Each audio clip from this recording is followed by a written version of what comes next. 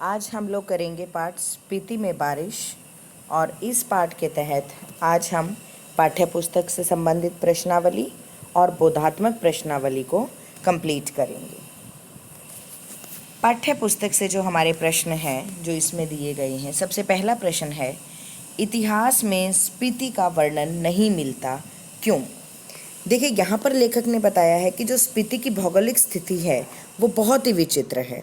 यहाँ आवागमन के भी यानी कि आने जाने के साधन भी नहीं है, और यह जो है पर्वत श्रेणियों से अर्थात चारों तरफ से पर्वतों से घिरा हुआ है। और साल में 8-9 महीने यहाँ पर बर्फ़ रहती है, और बाकी जो क्षेत्र है वो बाकी संसार से, शेष संसार से कटा रहता है। और इन दुर्गम रास्तों को लांघने का साहस किसी राजा या शासक ने भी नहीं किया। यहाँ की आबादी उन्होंने कहा कि बहुत कम है, और जनसंचार के साधनों का भी यहाँ पर अभाव है, और लोगों का यहाँ पर आना जाना कम रहा। तो इसीलिए लेखक ने ये कहा है कि मानवीय गतिविधियों के कारण जो है यहाँ पर इतिहास भी नहीं बना। देखिए, इतिहास कौन लिखता है?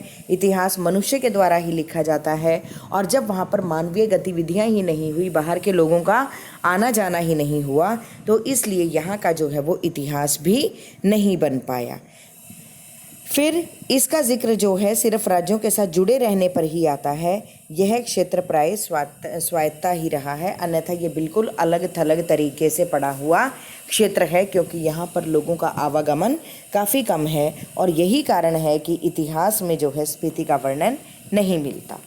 अगला प्रश्न है, स्पीति के लोग जीवन यापन के लिए किन किन कठिनाइयों का सामना करते हैं? देखिए, स्पीति का जो जीवन है वह बहुत कठोर है, जैसा कि पाठ में भी बताया गया। यहाँ लंबी शीत ऋतु होती है, 8-9 महीने यह क्षेत्र जो है बाकी विश्व से कटा रहता है, और यहाँ जलाने के लिए जो है लोगों को लकड़ी भी नहीं मिलती, और लोग ठंड से ठिठुरते रहते हैं। यहाँ न हरियाली है और न ही पेड़, क्योंकि यहाँ पर जो है पर्याप्त मात्रा में वर्षा नहीं होती, और यहाँ साल में एक ही फसल उगा सकते हैं, जौ, गेहूँ, मटर या सरसों। इसके अलावा कोई दूसरी फसल यहाँ पर नहीं होती, और जो है किसी प्रकार की फल और सब्जियाँ भी पैदा नहीं होती, और यहाँ रोज़गार के जो है वो साधन भी नहीं हैं।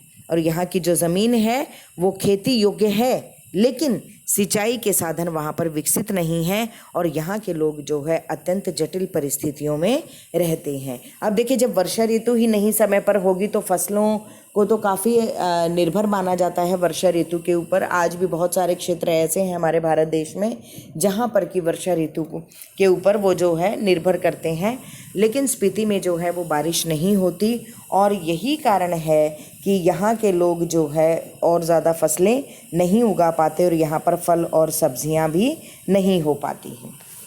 अगला प्रश्न है, लेखक माने श्रेणी का नाम बौद्धों के माने मंत्र के नाम पर करने के पक्ष में क्यों है? देखिए, बौद्ध धर्म में जो है वो माने मंत्र की बहुत महिमा मानी गई है। ओम मणिम पद्मे हूँ जो है ये मंत्र, इसका बीज मंत्र है, और इसी मंत्र को संक्षेप में यानी कि छोटे में, जिसे आप अंग्रेजी में एब्रीवेशन कहते हो, इस मंत्र को संक्षेप में माने कहते हैं। और लेखक का मानना है कि इस मंत्र का जो है यहाँ इतना अधिक जाप हुआ है कि पर्वत श्रेणी को यह नाम आसानी से दिया जा सकता है, और हो सकता है कि स्पीति के दक्षिण की पर्वत श्रेणी का माने नाम इसी के कारण पड़ा हो। वो कहते हैं ना कि भाई यहाँ पर जो है माने क्यों पड़ा इस श्रेणी का नाम, तो ऐसा हो सकता है कि यहाँ पर जो बौद्ध भिक्षुओं के द्वारा माने मंत्र का उच्चारण किया गया हो, उसी के आधार पर इसका नाम माने रख दिया गया हो।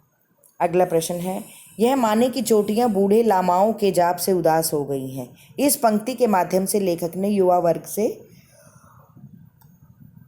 क्या आग्रह किया है? लेखक ने बताया है कि माने पर्वत श्रेणियाँ बूढ़े लामाओं के जाप से उदास हो गई हैं, क्योंकि उनके जाप से यहाँ का वातावरण जो है वो बोझिल और नीरस हो गया है, यानी कि केवल और केवल जाप जाप।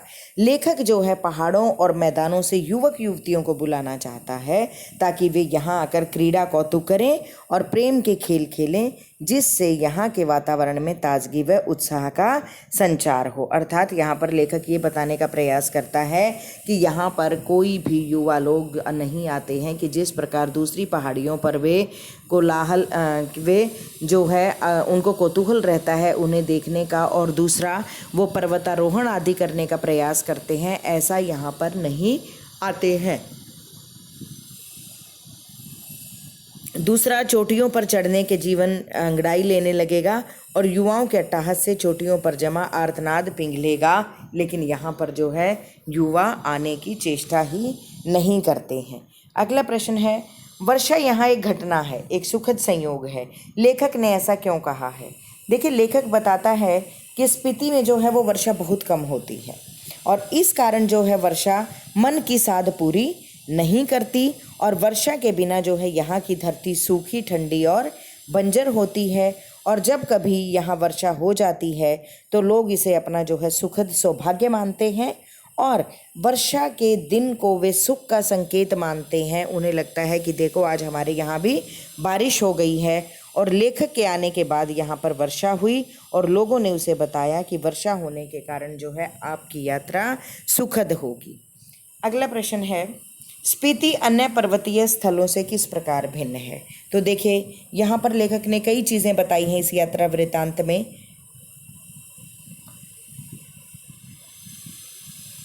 कि स्पीति के पहाड़ों की ऊंचाई 13,000 से 21,000 फीट तक की है और ये बहुत ही दुर्गम है, जहाँ पर जाना आसान नहीं है, और यहाँ के दर्रे जो है बहुत ऊंचे और दुर्गम हैं।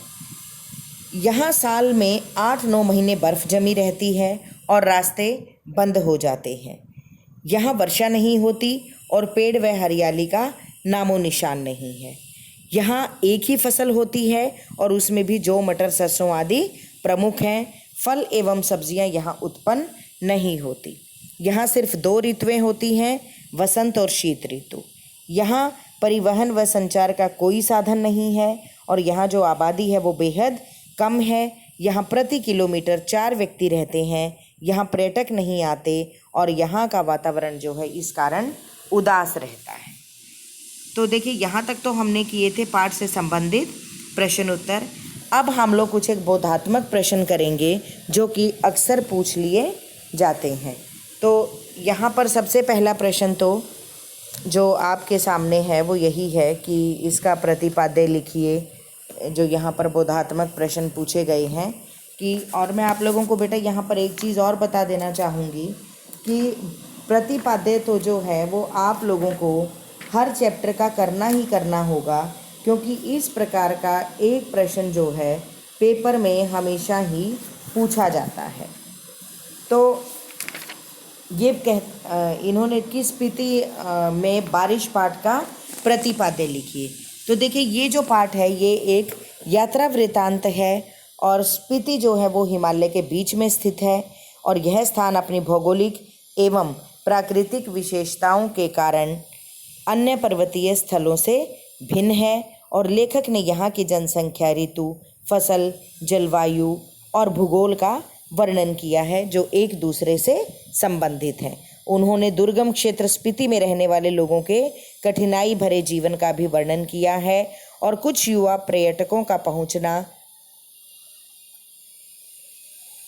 स्पीति के पर्यावरण को बदल सकता है। ठंडे रेगिस्तान जैसे स्पीति के लिए उनका आना वहां बूंदों भरा एक सुखद संयोग बन सकता है। तो देखिए, यहाँ तक तो जो है लेखक ने यही सारी चीज़ें बताई हैं। तो प्रतिपाद्य वही होता है जो मुख्य रूप से पाठ में बताया गया है, उसको संक्षेप में लिखना।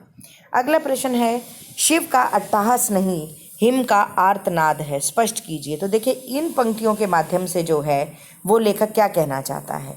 तो देखिए, लेखक बताता है कि पहाड़ के शिखरों पर जो बर्फ़ जमी होती है उसे शिव की तेज हंसी का कारण माना जाता है, लेकिन स्पीति में यह मान्यता लागू नहीं होती। यहाँ बर्फ़ जो है वो कष्टों का प्रतीक है और जीवन में इतने अभाव हैं कि यहाँ दर्द के सिवाय कुछ नहीं है। यही चीख पुकार दर्द बर्फ़ के रूप में जमा हो गया है। तो देखिए, यहाँ पर वो चीज़ वो कहना चाहते हैं। स्पीति रेगुलेशन कब पास हुआ, इसके बारे में बताइए। स्पीति रेगुलेशन 1873 ईस्वी में ब्रिटिश सरकार के समय पारित किया गया और इसके क्या प्रभाव थे कि लाहुल और स्पीति को जो है विशेष दर्जा दिया गया। यहाँ ब्रिटिश भारत के अन्य कानून लागू नहीं होते थे और स्थानीय प्रशासन के अधिकार नोनों को दिए गए और नोनो मालगुजारी को इकट्ठा करता और फौजदारी के छोटे छोटे मुकदमों का फैसला करता था और अधिक बड़े मामले जो है वो कमिश्नर को भेजे जाते थे। तो ये स्पीति रेगुलेशन जो है वो 1873 में पास हुआ था, जिसके तहत ये फैसले लिए गए थे। बाह्य आक्रमण से स्पीति के लोग अपनी सुरक्षा कैसे करते हैं? तो देखिए, यहाँ लेखक ने बताया था कि जो बाहरी आक्रमण से रक्षा करने के लिए स्पीति के लोग जो है अप्रतिकार का तरीका अपनाते हैं। वे उससे लड़ते नहीं, वे चंगमा या तना पकड़कर या एक दूसरे को पकड़कर आंख मीचकर बैठ जाते हैं। जब आक्रमणकारी या संकट गुजर जाता है तो वे ऊपर उठकर वापस आ जाते हैं। तो इस प्रकार जो है वो अपनी सुरक्षा करते हैं। अगला प्रश्न है हमारे पास, प्राचीन काल में स्पीति किसका अंग रही है? इसकी रक्षा और संहार कौन करता है? देखिए, प्राचीन काल में स्पीति जो है वो भारतीय साम्राज्यों का ही अभिन्न अंग रही है और जब ये साम्राज्य टूटे तब वह स्वतंत्र रहे। फिर मध्य युग से देश की स्वतंत्रता प्राप्ति तक सब कभी लद्दाख मंडल और कभी कमिश्नर मंडल, कभी भूशहर मंडल, कभी कुल्लू मंडल, तो कभी ब्रिटिश भारत के अंतर्गत रही है। इसके बावजूद यह प्राय स्वायत्त रही है और इसकी स्वायत्तता भूगोल ने प्रदान की है। भूगोल ही इसकी रक्षा करता है और भूगोल ही जो है इसका संहार करता है, अर्थात ये स्वतंत्र है। अगला प्रश्न है, लाहौल स्पीति का प्रशासन ब्रिटिश शासन में कैसा रहा? देखिए, लाहौल स्पीति का प्रशासन जो है ब्रिटिश राज्य से भारत को जस का तस मिला है, अर्थात जो का त्यों उसे वो राज्य मिल गया था। अंग्रेज़ों को यह 1846 ईस्वी में 1846 में कश्मीर के राजा गुलाब सिंह के ज़रिए मिला था। अंग्रेज़ इसके ज़रिए पश्चिमी तिब्बत के ऊन वाले क्षेत्र में प्रवेश करना चाहते थे और तिब्बत में अंग्रेज़ी शासन के जो है दूरगामी हित भी थे। और 1846 ईस्वी में कुल्लू, लाहौल स्पीति ब्रिटिश इसकी अधीनता, ये सब अधीनता में आए, जो पहले सुपरिटेंडेंट के अधीन थे और उसके बाद 1847 में 1847 ईस्वी में वे कांगड़ा जिले में शामिल कर दिए गए। और लद्दाख मंडल के दिनों में स्पीति का शासन जो है एक नोनो द्वारा चलाया जाता था और ब्रिटिश शासन में कुल्लू के असिस्टेंट कमिश्नर के अधीन यह नोनो कार्य करता था और इसका अधिकार जो है क्षेत्र द्वितीय दर्जे के मजिस्ट्रेट के बराबर था, लेकिन स्पीति के लोग इसे अपना राजा मानते थे। तो देखिए, ये वाला जो प्रश्न हमारा कि किसका अंग रही और इसके प्रशासन ब्रिटिश कैसा रहा, ये दोनों प्रश्नों का उत्तर जो है बिल्कुल एक जैसा है, तो आप लोगों को आसानी से ये याद हो जाएगा। फिर है प्रश्न, आखिर लोग रहते क्यों हैं? क्या अपने धर्म की रक्षा के लिए रहते हैं, अपनी जन्मभूमि के ममत्व के कारण रहते हैं, या इस मजबूरी में रहते हैं कि कहीं और जा नहीं सकते? इस कथन पर टिप्पणी कीजिए। देखिए, यह कथन सत्य है कि जननी जन्मभूमेश्वर सर्वागतपि गरीयसी, अर्थात जो जननी है वो माँ और जन्मभूमि स्वर्ग से भी बढ़कर होती है। ठीक है, और जीवन में जन्म देने वाली माँ और जन्मभूमि का तो अनूठा ही स्थान है। मनुष्य ही नहीं बल्कि अन्य प्राणियों को भी अपने देश, वतन और जन्मभूमि से गहन लगाव होता है। फिर मानव तो अन्य प्राणियों की अपेक्षा अधिक संवेदनशील और भावुक होता है और इसलिए जिस स्थान पर मनुष्य का जन्म होता है उससे वह आंतरिक स्तर पर जुड़ा रहता है। तो देखिए, इसमें तो कोई दो राय नहीं कि भाई उन्हें अपनी जन्मभूमि जो है वो प्यारी है, इसलिए वो वहाँ से नहीं जाना चाहते, और वो चाह कर भी जो मनुष्य है उसे नहीं भूलता और वह आजीवन उसके प्रति कृतज्ञ रहता है। और यही ममत्व, लगाव और कृतज्ञता जो है स्पीति के लोगों को अपनी जन्मभूमि से जोड़े हुए है और इसी कारण यहाँ लोग जो है शेष दुनिया से कटे होने, ठंड से ठिठुरने पर भी वहीं रहते हैं। वहाँ रहना उनकी कोई मजबूरी नहीं बल्कि उनका अपना जन्मभूमि के प्रति प्रेम है। तो देखिए, यहाँ तक अभी हम लोगों ने किए पाठ्य पुस्तक से जुड़े हुए और कुछ बोधात्मक प्रश्न। तो उम्मीद करती हूँ कि आप लोगों को ये सारी प्रश्न जो है आसानी से समझ आ गए होंगे। धन्यवाद।